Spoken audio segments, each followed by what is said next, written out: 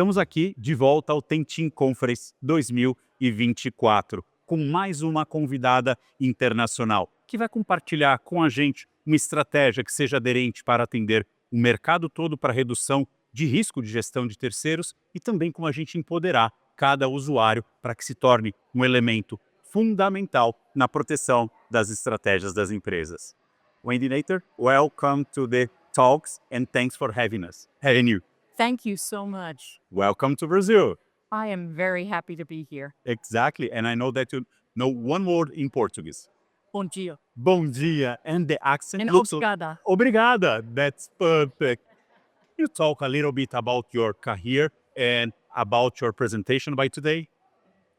For my career, I came into cybersecurity by accident. No way. I was working as a system administrator at a Swiss bank, and they assigned me to take care of security in Europe, Middle East, and Africa in the region.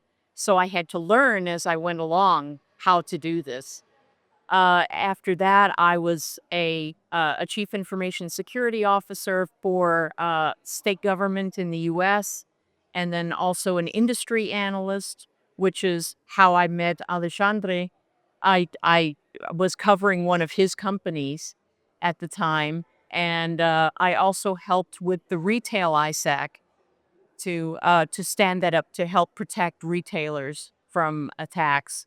And then finally, I moved to Duo Security. So That's good. yeah. Thanks for sharing an amazing experience. And during your career, when the third risk management came up in your agenda?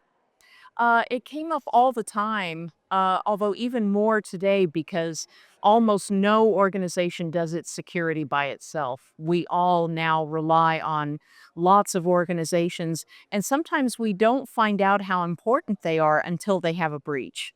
And then we see how many organizations are affected. It can be hundreds or thousands. And that's why third-party risk management is so important now. Yes, and it's not just a tool. We are talking about process, governance. It's a program that needs to be established in the corporation. Is that correct? Yes, and it's the relationship because sometimes you have to go to your provider and say, look, I know this isn't in the contract, but can you please do this for me?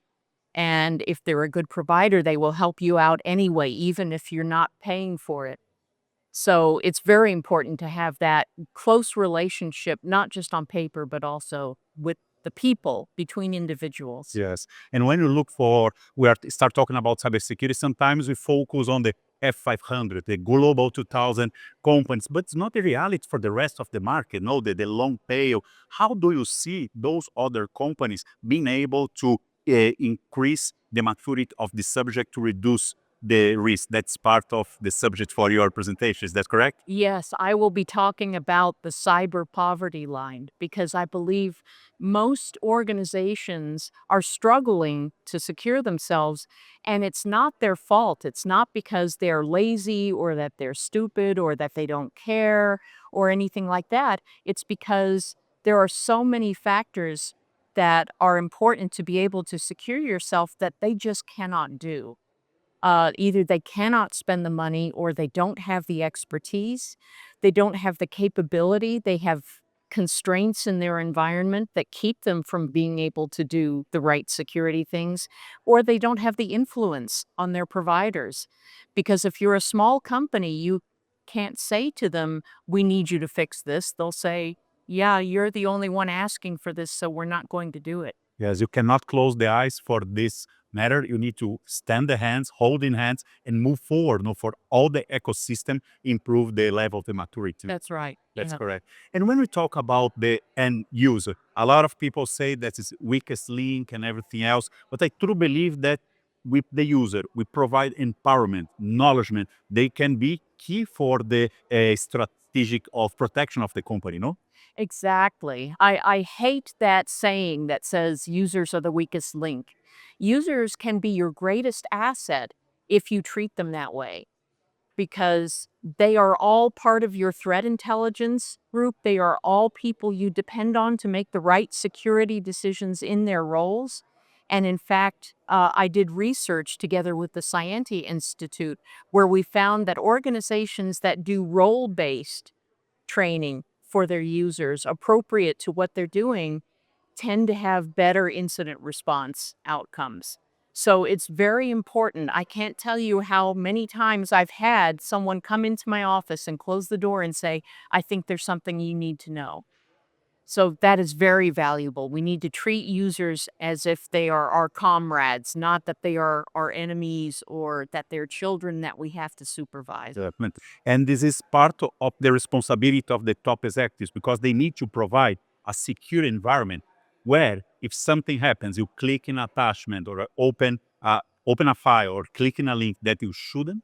No, you are in a safe environment that you can raise your hand and say Yes. something happens because it's easier to mitigate when we are talking about 1 hour of the victim zero than after 2 days. Yes, yes, exactly. And what you want to incentivize is for your users to come to you, to report things, to suggest things, to recommend things. We could do this better if we fixed it this way, because a lot of times they know the business better than you do as a security person. Yeah.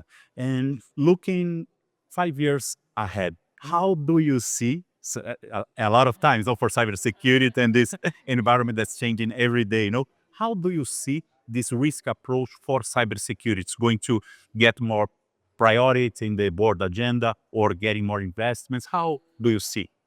Um, I have been speaking to people here at the conference and have also heard that, yes, they are working to build better relationships and the other departments understand better how important cybersecurity is to their roles and their jobs. They don't say anymore, oh, we're the fraud department. It's not our problem. Cybersecurity isn't. They're coming together.